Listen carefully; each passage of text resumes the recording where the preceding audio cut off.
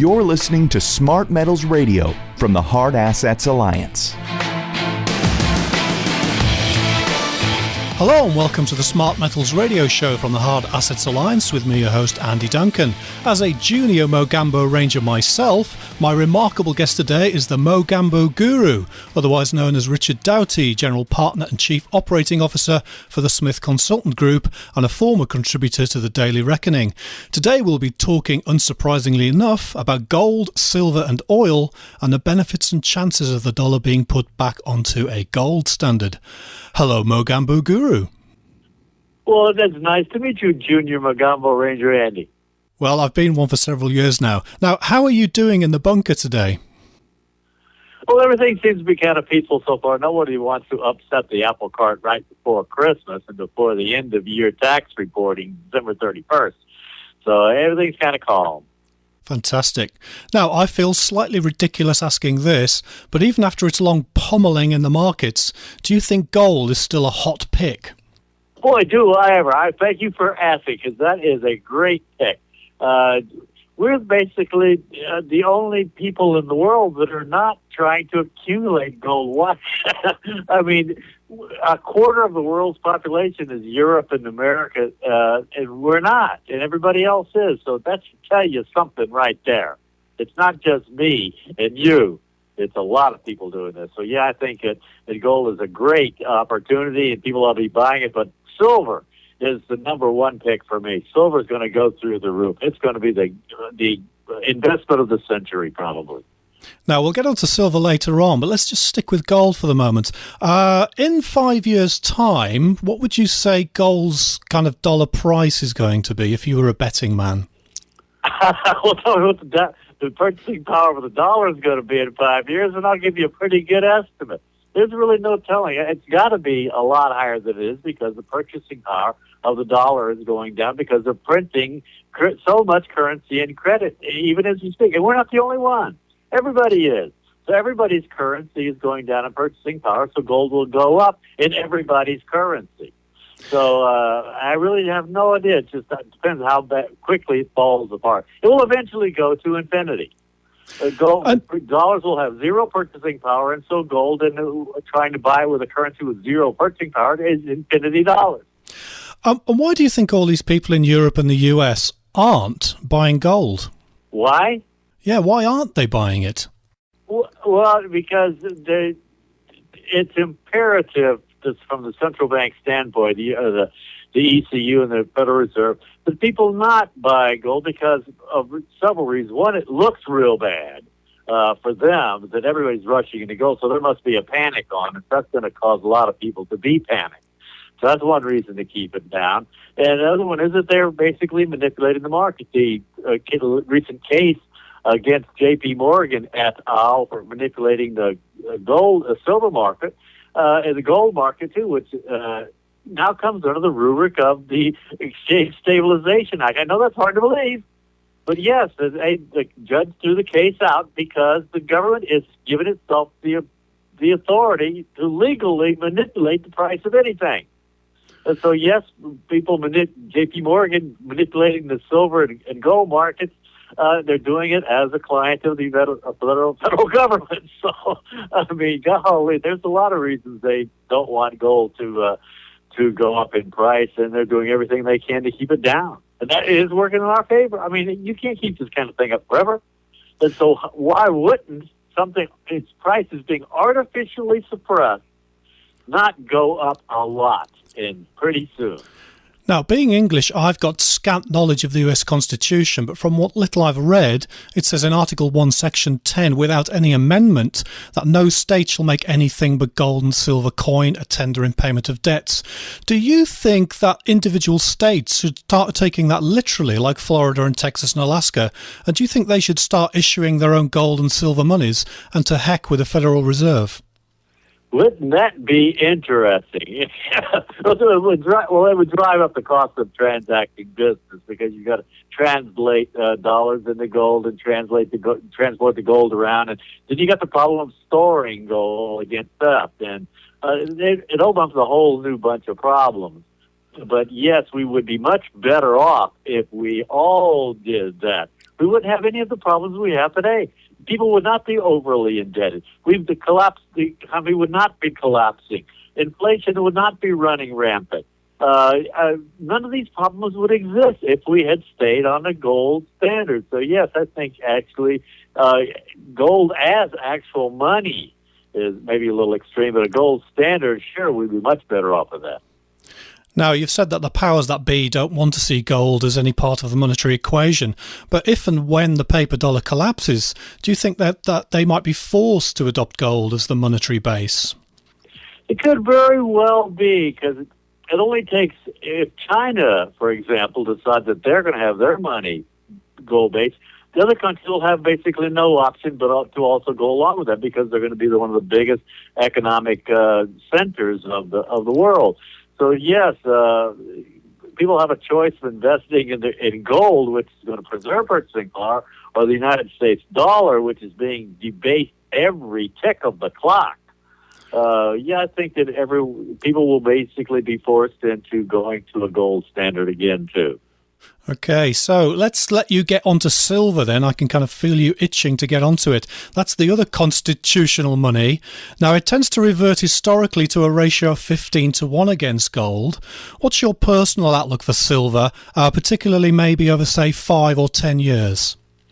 What are the chances that it's basically a dead bang certainty? What's going on in the silver market is actually so outrageous that Ted Butler has made a career of exposing the whole thing. So yes, it's being grossly underpriced, and so in 10 years, I have no idea. It basically again goes back to the purchasing power of the dollar.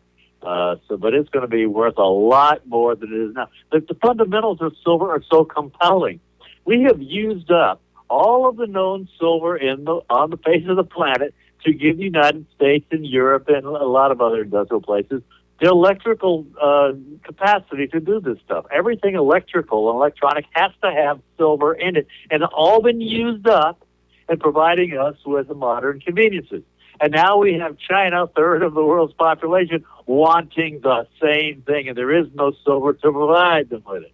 So what do you tell me about supply and demand? Demand is going to go through the roof. It's just unbelievable that silver is selling at such low prices. Anybody that asks me, silver, it's got to be silver, nothing but silver. It's astronomical, the future of silver. And do you think it can crack the ratio of 15-1 against gold? I think it can actually go to a premium above gold. Gold actually doesn't have all that many values other than preserving purchasing power and all that kind of stuff. But silver has a lot of industrial uses too, and industrial uses is going to be driving the price of silver more and more and more. It's a deficit, the supply deficit. It starts growing and growing and growing. I mean, everything is a finite resource on the planet except what rains down in the form of meteorites and whatnot. So yes, we're using it up. We have used it up. And now the easy to find silver and gold are all gone. This stuff's going to be harder and harder to find. There's going to be a gigantic increase in demand. So it's the biggest no-brainer of the entire investment world, as far as I can tell. Now, Mogambo Guru, we just need to clear up your investment position. I'm going to give you $1 million paper dollars to invest in gold, silver and oil. What percentage would you put into each commodity? I'd put probably 70% or so into silver, and I'd put a whole bunch of it into gold, and about 5%, I think, or less. Oil is going to go up, but it's such a vital resource that I can see the government nationalizing oil companies and whatnot. So I really have a problem with trusting the government to keep their hands off of it. And so gold and silver, it's kind of hard for the government to intrude on you as easily as they could just nationalize entire gigantic industries like oil. So, yeah, I think about 5% in oil, 20% in gold, and the rest, the majority of the bulk in silver, bullion. So you'll keep the gold and silver in the bunker and just put the oil in the pickup truck? Yeah, and use it to drive me down to the coin store to buy some more silver. Fantastic. Now, do you ever speculate in commodity stocks like oil miners and gold and silver, sorry, oil drillers and gold miners and silver miners, or do you only ever actually buy physical gold, silver and oil? That's it. That's all. I don't know anything about the shares of the companies. I assume everybody's a crook. There's always things going on. They don't bring up Bre-X mining anymore. So I don't have any of the resources to do any of that kind of research. And so you just, when gold and silver bullion are such a lead pipe cinch, nothing can go wrong. Why would I speculate in anything other than that? Particularly when the prices are staying down so low for so long, thanks to the government keeping it down for me to buy more. These cheap bargain basement prices. Come on. Now, I've got to ask you this. Can investing really be that easy? It's easy enough that I go, wee, this investing stuff is easy. Now, getting away from lumps of metal in your bunker, we've had Ben Bernanke at the Federal Reserve for what seems an impossibly long time, but the crash still hasn't come. Do you think the crash is going to come under Janet Yellen, or do you think even she can keep getting things going for, another 5-10 years? It's entirely possible. There's just no telling what the government will do. They've got a lot more tricks they can pull out of the sleeve, but all of it is going to cause inflation in prices, and that people are going to pay. Already, minimum wage people are whining about not making enough money. They're not. And why aren't they making enough money? Because things cost so much more. And why do things cost so much more? Because the Federal Reserve is creating so much money in credit. And they're doing it more and more and more. So, yes, the government can print enough currency and cash and credit to keep people supplied with that kind of stuff to keep them going for quite a long time. And the government can actually do all kinds of things. They can give everybody with a checking account $5,000. It only costs them a trillion or so. I mean, what a jolt! They spend that much. A deficit spends that much a year. Why not just give it to people? So, yeah, they can do there's all kinds of things the government can do. Yeah, so how long Janet Yellen can keep it all together, I don't know. We still have a $500 billion a year trade deficit, and all those countries, basically, they're racking up those trade surpluses as a result, are not going to be all that anxious to see their exports go down. There's a lot of people pulling for this system to keep going as long as they can.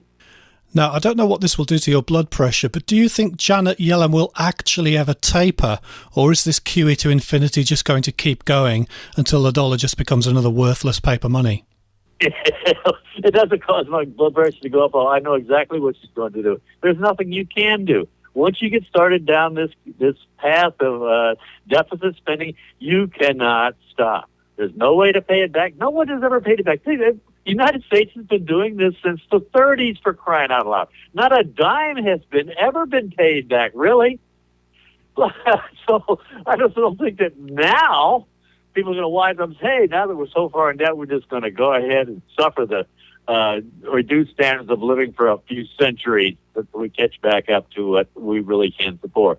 No, I don't think it's going to happen. They're going to do QE forever and ever and ever, and the dollar will basically collapse, and they're going to drop some false flag, and we're going to get into a war, and then that'll take care of a lot of problems right there, and blah, blah, blah. So, yeah, we got a war in our future.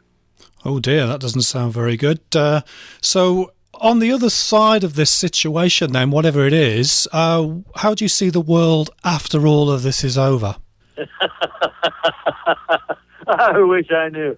But, it's like people say, well, what's going to cause the markets and economies to trip up? Go back into history and look. Well, you go back into history and look. It's something different every time. There's really no way of knowing. Just something. You have to look at and find out what's going to be the trigger, the proximate cause of all our problems by looking back into history and finding that's it right there. So we don't know. Something will happen, though, and it's going to be bad news. It always is bad news. That's the history. That's the lesson of history. You do these kind of silly things like creating so much money in currency and credit, you just get so overwhelmed with debt, something bad's going to happen. And it always does. It always will. There's no way to get out of it. If there was some way, some possible way to get out of just being so far in debt, don't you think someone would have thought of it by now?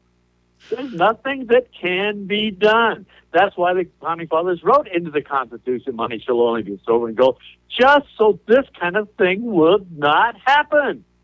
Because, and thanks to Roosevelt, they got rid of that, and now it's happened. Just like it always has in history. And so, the other thing, it's going to play out just like it always has. It's going to be bad news for lots and lots of people. So just the safest insurance policy then is to have a lot of gold, silver, and a little bit of oil. That's the lesson of it. Well, oil is kept relevant new only because it's so ubiquitous. It's so necessary that people will do anything for oil. And so there will always be a supply of oil. The price will go up and up. But particularly it's gold and silver. That's the only thing left. The government can confiscate everything else. Farmland, well, they can take that. Stocks in oil companies, they can take that. Put money in the bank, they can take that. But if you got a bunch of gold coins buried in the backyard or someplace out in the country or someplace, I don't know, those people always have survived. You go across the border with it. It's amazing how he's used to carry $1 million worth of gold coins around. It's not that heavy. And so you can just get out of the United States and go somewhere else that's more friendly to monetary sanity. Okay, now I believe your mightiness that you have a book available on Amazon filled with profound cosmic wisdom called Economica Mogambo. Can you tell our listeners what's inside the covers of this book if they decide to get it for Christmas? Well, it's called Economica Mogambo, and it's put up by a guy named Doug, and he just took some essays of mine and threw away the worst ones, and what was left was not too bad, and so he decided to put a book out of some of my more, some of the columns that weren't too bad. But there's a lot of other funny things. He added a lot of funny stuff that makes me laugh.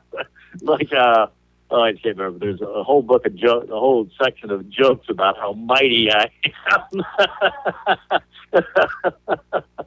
The sun doesn't come up until I tell it to come up in the morning, that kind of thing. So. Now, as a good junior Mogambo Ranger, I've already ordered a copy.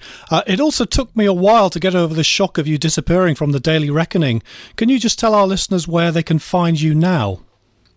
Well, actually, the Daily Reckoning has started publishing my stuff, but I don't publish that much stuff anymore. I'm kind of retired, and I just kept this thing going because Doug was coming out with a book, and I thought he could use a hand, and he came out with a book against my better advice, to tell you the truth.